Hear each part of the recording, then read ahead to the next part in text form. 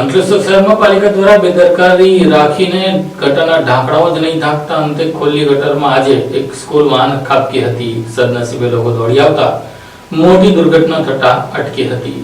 અંકલેશ્વરના કસ્બાદીવાડ વિસ્તારમાં વરસાદી માહોલ વચ્ચે નગરપાલિકાની બેદરકારી ફરી એકવાર ખુલ્લી પડી હતી. ખુલ્લી પડેલી ગટરમાં એક સ્કૂલ વેન ખાબકતા વિસ્તારમાં અફરાતફરી મચી ગઈ હતી. સદનસીબે વેનમાં સવાર કોઈને ઈજા પહોંચી ન હતી અને મોટી જાનહાની ટળી હતી, પરંતુ આ ઘટનાએ તંત્રની કામગીરી સામે સવાલો ઊભા કરી નાખ્યા છે. ઘટનાની જાણ થતાં સ્થાનિક લોકોએ તાત્કાલિક દોડી આવ્યા હતા અને ભારે જહેમતે વાનને ગટરમાંથી બહાર કાઢી હતી. સ્થાનિકોને સમયસરની મદદને કારણે સંભવિત ગંભીર અકસ્માત ટળી ગયો હતો. સ્થાનિકોનું કહેવું છે કે વરસાદી સિઝન શરૂ થઈ હોવા છતાં અનેક જગ્યાએ ગટરો ખુલ્લી જ પડેલી છે. તેના કારણે વાહન ચાલકો અને રાહદારીઓ સતત અકસ્માતનો ભય હેઠળ પસાર થવું પડે છે. તો આ વખતે સ્કૂલ વેનને બદલે કોઈ બાળક અથવા દ્વિચક્રીય વાહન ચાલક ગટરમાં ખાબક્યો હોત, ગંભીર ઈજાને જાનહાનિ પણ સર્જાઈ શકી હોત. ઉલ્લેખનીય છે કે આ જ વિસ્તારમાં થોડા સમય પહેલા રેતી ભરેલી ટ્રક પણ ફસાઈ ગઈ હતી, છતાં તંત્ર દ્વારા કોઈ કાયમી અને અસરકારક પગલાં લેવામાં આવ્યા ન હોવાના આક્ષેપો થઈ રહ્યા છે. ઘટના બાદ સ્થાનિકોએ નગરપાલિકા સામે ભારે રોષ વ્યક્ત કર્યો હતો અને ખુલ્લી ગટરો પર તાત્કાલિક ઢાંકણા મૂકવા તેમજ વરસાદી સિઝનમાં જોખમી સ્થળોનું યુદ્ધના ધોરણે સમારકામ કરવાની માંગ કરી છે. લોકોનું કહેવું છે કે જો તંત્ર હવે જાગશે નહીં તો કોઈ દિવસ આવી બેદરકારી નિર્દોષ લોકોના જીવ પર